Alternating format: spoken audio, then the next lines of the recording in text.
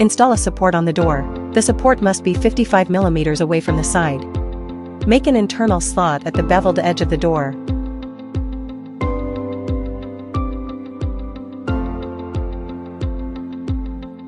Install the bottom rail first, then install the bottom rail. Attention, the joint between the two must be smooth and without gaps.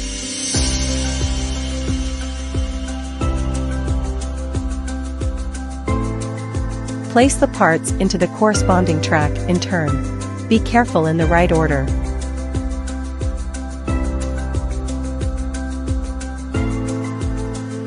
Install the outer L1 rail first.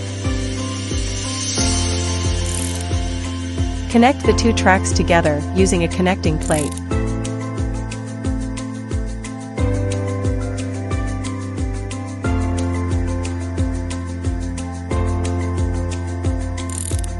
After determining the position of the guide rail head, fix the guide rail with screws. Then slide the pulley into the door bracket, and then slide the door into the closed position. Be careful to slide the pulley to the end of the track. Tilt the door slightly and lift it. Then put in the bottom guide. Simply fix it with screws first. After the bottom guide is installed, adjust the door bracket first.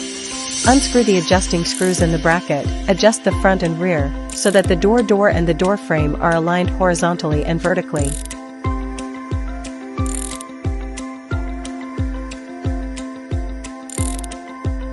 After the adjustment is complete, tighten all screws and bolts, and do the same for the other bracket. After adjusting the support, do not fix the buffer device first. After confirming that the sliding door is okay, install the buffer device.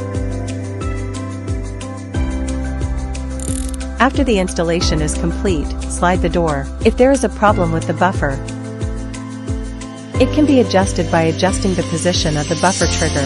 After the adjustment is completed, you need to tighten the screw.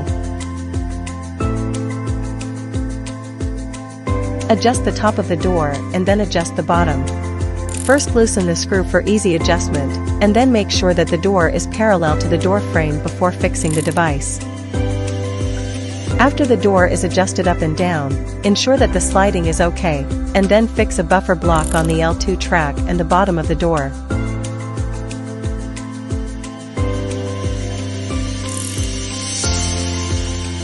After the above steps are completed, make sure that the system installation is complete.